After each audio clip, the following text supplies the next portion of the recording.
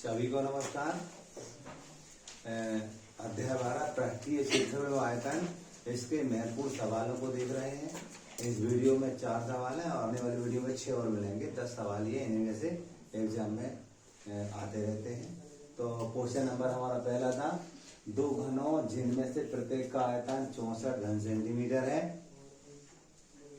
कि संलग्न फलकों को मिलाकर एक ठोस बनाया जाता है। इससे प्राप्त घनाभ पृष्ठीय क्षेत्रफल ज्ञात कीजिए। यानी हमने नंबर 1 डाला यहाँ पर 12 का पहला क्वेश्चन है। ये नई बुक से हमें घन दे रखे हैं, इस टाइप के हमें 2 घन दे रखे हैं, क्यूब दे रखे हैं।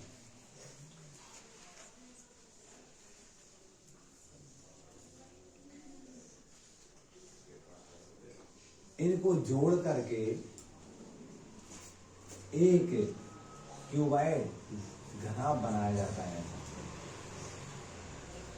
इसका हमें पृष्ठीय क्षेत्रफल ज्ञात करना है। और क्या दे रखा है, इसका जो आयतन है वो हमें 64 क्यूब सेंटीमीटर दिया है। तो यहां मान ले रहे हैं इसकी कोर की लंबाई ये है। तो घन का आयतन हमें दिया था 64, ये 64 लिख दिए। हम जानते हैं जो घन के आयतन का सूत्र होता है वो a क्यूब होता है, 1 की घात 3 होता है। अब 64 के हम गुणनखंड निकालेंगे। गुणनखंड कैसे निकालते थे हम, इस टाइप से हम देख रहे हैं। इकाई में 2 है तो 4 है, 2 का भाग जाएगा, 2 की 2 दूनी 4, 2 एकम 2, 2 सिंह 12, 2 अट्ठे 16, 2 चौको 8, 2 दूनी 4, 2 एकम 2। यहाँ पर घात 3 लगी है तो हम 3 3 के पेयर बनाएंगे। पावर 3 है तो 3 3 के हम जोड़े बनाएंगे। तो यहाँ पर देखेंगे आप 2 की घात 3 लिखेंगे हम, गुणित ये भी 2 की घात 3 लिखेंगे। जब हम क्यूब रूट लेंगे, घनमूल लेंगे तो a = 2 × 2 आएगा। सही है। जैसे हम घनमूल लेते हैं घात 3 हट जाती 9 बराबर। अब क्या बचा, a बराबर 2 × 4। ये हमारा एक कोर की लंबाई हो गई। इसलिए आप देखिए ये दोनों को जोड़ करके ये बनाया जाता है। डेफिनेटली ये भी ये होगा और जोड़ेंगे तो ये a+a हो जाएगा। इसको ही हम l कहेंगे। क्लियर, चित्र समझाने के लिए बनाया जा रहा है। अब यहाँ शुरुआत कर सकते सवाल की। अब घनाभ के लिए हम बात करते हैं तो घनाभ की जो l लंबाई होगी वह 4 × 4 हो जाएगी, 8 सेंटीमीटर। क्लियर। और ये जो चौड़ाई रहेगी ये तो ये है, तो इसको b क्या रखा हमने, तो b का मान तो क्या रहेगा हमारा 4 सेंटीमीटर। ऐसे ये हाइट है ऊंचाई, तो ऊंचाई का मान ये भी 4 ही रहेगा, 4 सेंटीमीटर। समझाने के लिए चित्र बनाया गया है, बाकी आप यहाँ सवाल की शुरुआत कर सकते हैं। अब हम जानते हैं घनाभ का पृष्ठीय क्षेत्रफल, सरफेस एरिया 2 लगाते हैं। और यहाँ पर क्या लिखते हैं आप, इस टाइप से LVS लिखेंगे, L का B से गुणा लिखेंगे, LV प्लस B का S से BH प्लस H का L से। आपने 9th में पढ़ रखा होगा। ये फार्मूला होता है घनाभ के पृष्ठीय क्षेत्रफल ज्ञात करने का। इसी में देखिए एक तो घन का आयतन लग गया, क्यूब का वॉल्यूम लगा दिया और ये सरफेस एरिया लगा दिया हमने किसका, क्यूबाइड का। अब मान रख देंगे, वैल्यू रख देंगे। देखिए आप 2 लिखा, L का मान कितना हमारे पास 8 है, गुणा लगाएंगे। B का मान 4 था, धन B लिखा, H का मान 4 है, B का मान भी 4 था और H का मान 4 और L का मान हम देख रहे हैं 8 है। हमने क्या किया, L का मान रखा, फिर कोई निशान नहीं तो गुणा का होता, फिर B यानी किसका, B का मान 4 था हमारे पास, ये धन लिखा, B का मान 4 था, गुणा लगाया, बीच में गुणा रहता है, H का मान 4 रख दिया, ये धन लगाया, H का मान 4 रख दिया, गुणा लगाया, L का मान 8 था। तो इनको हल करेंगे हम तो 2 लिखेंगे, 8 चौको 32 हो गया, 4 चौको 16 हुआ और 4 अट्ठे 32 हुआ। इन सबको जोड़ेंगे हम तो ये 80 हो रहे हैं। देखिए आप कैसे 80 हो रहे हैं, 2 और 6 8 और 2 10 की सुन आता है 1 और 3 4, 4 और 1 5 और 3 8। इसमें गुणा करेंगे हम तो 200 9 सुन 2 अट्ठे 16, 160 वर्ग सेंटीमीटर। ये हमारा आंसर होगा। इस टाइप से हमारा पहला सवाल हुआ।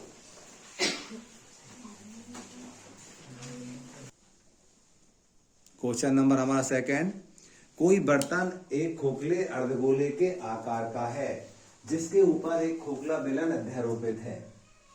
मतलब क्या हो रहा है, आपने खोखली प्लास्टिक की गेंद देखी होगी, यदि बीच से काट देंगे हम तो वो अर्धगोला बन जाता है, सेमी स्फीयर बन जाता है। तो मैं यहाँ पर उसका चित्र बनाने जा रहा हूँ। इस टाइप से कोई बर्तन का नीचे वाला भाग ऐसा है, ये क्लियर। इसके ऊपर क्या है, एक बेलन को अध्यारोपित कर दिया गया है, एक बेलनाकार पात्र को इसके ऊपर रख दिया गया है इस टाइप से, ठीक है। इस बर्तन का जो व्यास दिया था, अर्धगोले का व्यास, ये जो व्यास था वो हमें 14 सेंटीमीटर दिया था, और टोटल इसकी ऊंचाई थी वो दी थी 13 सेंट। टोटल ऊंचाई मतलब यहां से लेकर के यहां तक की जो टोटल ऊंचाई है वो हमें 13 सेंटीमीटर दे रखी थी। कह रहे हैं कि इसका पृष्ठीय क्षेत्रफल क्या होगा, सरफेस एरिया क्या होगा। तो आप देखिए, एक तो अर्धगोला है और दूसरा बेलन है, तो दोनों का हम सूत्र लगाना पड़ेगा हमें। हम लिखेंगे बर्तन का आंतरिक, जो चाहा गया वो लिखते हैं यहां से, बर्तन का आंतरिक पृष्ठीय क्षेत्रफल, बर्तन का आंतरिक पृष्ठीय क्षेत्रफल। मन से कुछ नहीं लिखा, वरना वहां जो लिखा क्वेश्चन वो लिखा। नीचे वाला भाग तो अर्धगोलाकार, तो अर्धगोले का आयतन, अर्धगोले का पृष्ठ, अर्धगोले का पृष्ठ धन ऊपर बेलन का पृष्ठीय क्षेत्रफल है, बेलन का पृष्ठ, बेलन का वक्र पृष्ठ,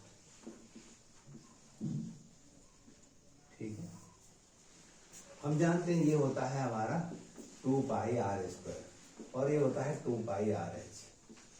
हम लिख दिए दोनों की। यदि आप ये नहीं लिख पाते तो सीधा आप लिख सकते हो कुल पृष्ठीय क्षेत्रफल बराबर, या चाहा गया है अभिष्ट पृष्ठीय क्षेत्रफल बराबर 2 pi r square plus 2 pi r h. अब जी आर क्या है, एच क्या है, उनको हम देख रहे हैं।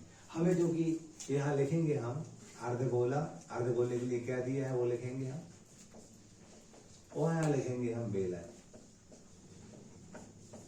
अर्धगोले के लिए हमें व्यास दे रखा था 14 सेंटीमीटर, व्यास त्रिज्या का दुगना होता है, डायमीटर रेडियस का ट्वाइस होता है। तो हम व्यास का फॉर्मूला 2r लेंगे, 2r इक्वल टू 40, 2r बराबर 14, r बराबर 14/2, r बराबर 7 सेंटीमीटर। अब केवल त्रिज्या पर होती है स्क्वायर में गोले में, तो यहाँ हम बात करते हैं डेफिनेटली इस बेस पे ही ये बेलन बना हुआ है, तो इसकी त्रिज्या तो 7 हो जाएगी हमारी, क्लियर। अब ऊंचाई क्या होगी, अब देखिएगा आप, टोटल ऊंचाई हमारी कितनी है, ये 13 है, और ये यहां से यहाँ तक की हमारी कितनी हो जाएगी, आपको मालूम 7 हो जाएगी। हम क्या करेंगे, 13 में से ये 7 कम करेंगे, जब वो हमें बेलन की हाइट मिलेगी। टोटल बर्तन की जो यहाँ से यहाँ तक की ऊंचाई 13 दी थी, इतनी ऊंचाई हम कम करना पड़ेगा, तब वो बेलन की ऊंचाई मिलेगी। तो 13 में 7 कम किया तो 6 मिला हमें, क्लियर। बस मान रख देंगे, यहाँ पर 2 लिखा हमने। पाई का मान हम जानते हैं 22/7 होता है, आर का मान कितना था 7, तो 7/7 धन 2 पाई, पाई मतलब पाई का मान रख दिया हमने 22/7 होता है, आर का मान 7 था और एच का मान 6 था। जो कैंसिल हो रहा है ओपन कैंसिल कर देंगे हम, 7 एकम 7, 7 एकम 7, यहाँ पर भी 7 एकम 7, 7 एकम 7। जो बचे दो गुणा करेंगे हम रफ में, 22 का 2 से करेंगे, 22 दूनी 44, और 44 का 7 से करेंगे, ये वाले 7 से जो बचा था ना 7, 7 चौको 28 के 8 आता है 2, 7 चौको 28 से 2 30, 308। ध्यान इधर देखेंगे आप, ये 22 दूनी 44 का 6 में करेंगे, 44 का 6 से करेंगे, 6 4 जा 24, कैरी ओवर 2 आए, 6 4 जा 24 और 2 26, नहीं 24 से आता है 2, 24 और 2 26, इसको इसमें जोड़ देंगे। यहाँ लिखा हमने 264, इनको यहाँ लिखेंगे, जोड़ेंगे 264 इसमें, 12 2 आता है 1, 572, तो यहाँ लिखेंगे 572 वर्ग सेंटीमीटर। ये हमारा उत्तर हो गया, क्वेश्चन नंबर हमारा दूसरा हुआ।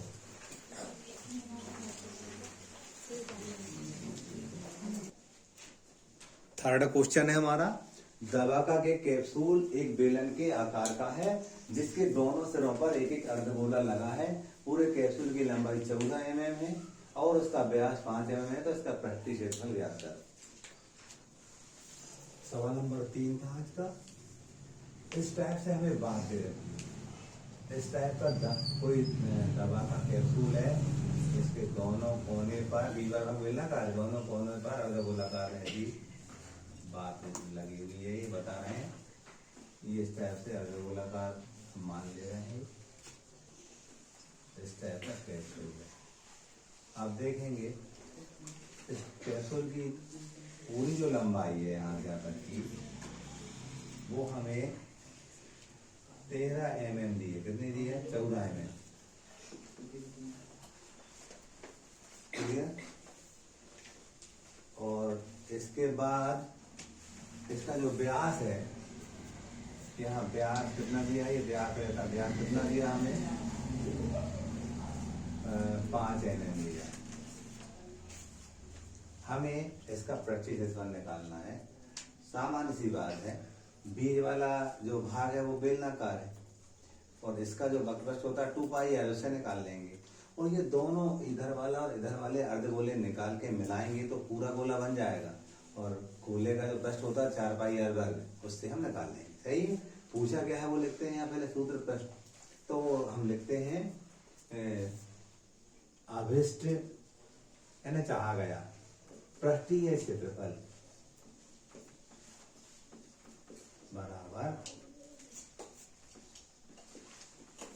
बेलन का वक्रपृष्ठ धन गोले का पृष्ठीय क्षेत्रफल।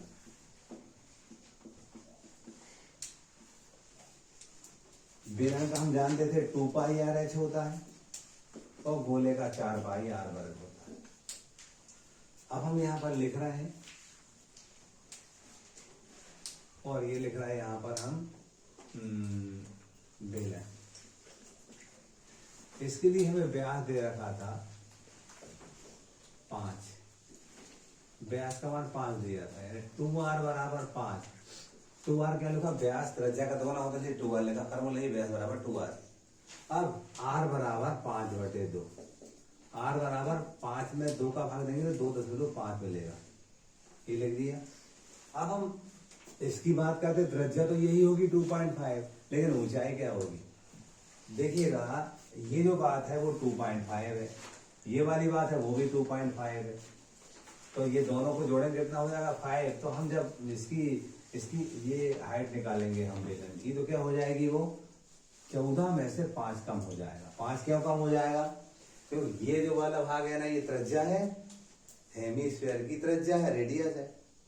ऐसे ये भी हेमीस्फीयर की रेडियस है, यानी ये अर्धगोले की त्रिज्या है, ये भी अर्धगोले की त्रिज्या है, और दोनों को जोड़ेंगे तो क्या 5 है, ये 5 भाग कम होगा, तब तो ये इतनी बेलन की ऊंचाई बचेगी। तो हमने क्या किया? 14 में 5 कम किया, कितना बचेगा हमारे पास? 9 बचेगा। बस वैल्यू रख लेंगे हम, यहाँ पर 2 लिखा। अब पाई का मान अभी हम नहीं रख रहे हैं क्योंकि कट से नहीं दिख रहा है, हमें नहीं रखो, बाद में रख लेंगे। आर का मान क्या दिया हमें? आर का मान 2.5 रख लिया, 2.5। एच का मान कितना दिया हमें? 9। 4 पाई का मान नहीं रख रहे हैं। आर का मान कितना दिया हमें? 2.5। कितनी बार लिखना पड़ेगा? 2 बार। ये 4 पाई अगर क्यों लगाए? क्योंकि ये दोनों ही अर्धगोलों को हम मिलाएंगे तो पूरा गोला बन जाएगा, इसलिए हमने 4 पाई इसको लगा दिया। अब आगे देखोगे आप, गुणा करोगे, कैसे गुणा करेंगे हम? तरफ में 2.5 में 2 का करेंगे, 2 पंजे 10 की सुनाता है, 1 2 4 5 10 लेखन के बाद था। इसमें गुणा किसका करेंगे हम? ये 9 का, 9 बना 45, तो ये 45 पाई हो गया पहला वाला। इतना हल 45 हो गया। इधर करेंगे हम तो इसका इसमें करेंगे, फिर इसमें करेंगे, या इसका इसमें कर लो, फिर इसमें कर लेंगे, कुछ भी कर सकते हैं। तो हमने 2.5 का 4 से किया, पहले इसका इससे किया, तो 4 पंजे 20 की सुन आता है 2, 4 दूनी 8 और 2 10, 10 के बाद 10 आया। अब इसमें किससे कर देंगे हम? 2.5 का। तो हमें मालूम है 1 शून्य लगा लो और ये संख्या वही की वही आ जाएगी। ये 10 का गुणा करना आसान होता है ना, एक शून्य लगा दो, एक पंजे 5, एक का 2 से करेंगे 2 आएगा, और पॉइंट एक अंक के बाद पॉइंट यहाँ लगा दो, 25 पाई आ गया। सही है, इनको जोड़ देंगे हम, 45 में 25 जोड़ेंगे तो ना आता है 70 पाई हो गया। अब देखो पाई करते दिख रहा है क्योंकि पाई का मान 22/7 होता है। अब आसानी से काट देंगे, 70 गुणित 22/7, 7 एकम 7, यहाँ 7 एकम 7, 700 गुणा करेंगे हम तो 220 वर्ग, और ये शायद मिलीमीटर में दिया तो मिलीमीटर लिख दिया। ये हमारा आंसर हो गया। ठीक है,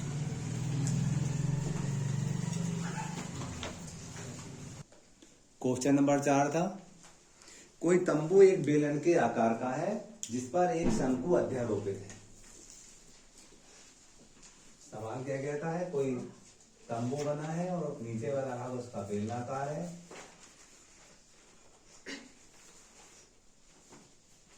और ऊपर इसके शंकु अध्यारोपित है। इस टाइप का तंबू बना है। क्लियर। सवाल कहता है आगे, बेलनाकार भाग की ऊंचाई और व्यास क्रमशः 2.1 मीटर और 4 मीटर है। मतलब क्या कह रहे हैं वो, इसकी जो ऊंचाई है वो 2.1 मीटर है, इसकी हाइट यानी यहां से लेकर यहां तक की हाइट 2.1 मीटर है। क्लियर।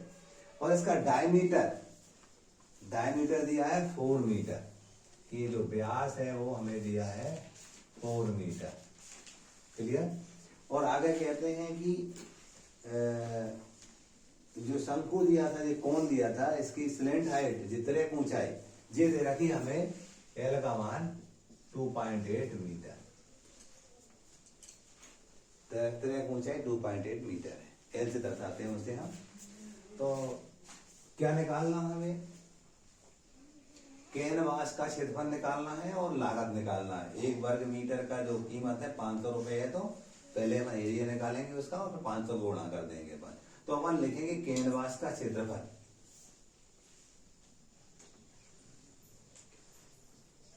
कैनवास का क्षेत्रफल।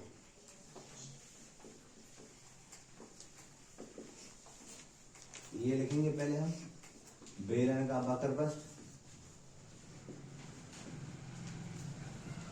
धन शंकु का वक्रपृष्ठ, इसका होता है 2πRh, इसका होता है πRh। यहां लिखेंगे हम बेलन, बेलन के लिए क्या क्या दिया वो लिख देंगे हम, और यहाँ लिखेंगे हम शंकु, इनके लिए क्या क्या दिया वो लिखेंगे। बेलन के लिए हम देख रहे थे जो डायमीटर था, व्यास था, वो 4 मीटर था, त्रिज्या का दोगुना 2r बराबर 4, r बराबर 4/2, यानी r बराबर 2 आ जाएगा।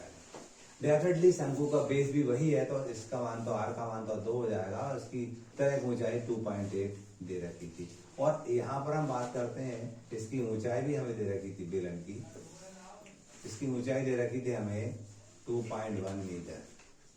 क्लियर।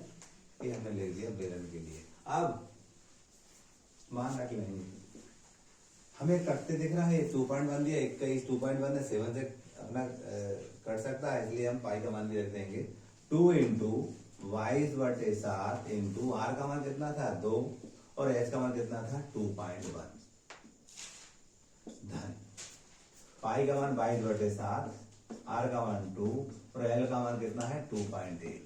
ये एल का मान 2.8 यहां से देख सकते हो आप मीटर में।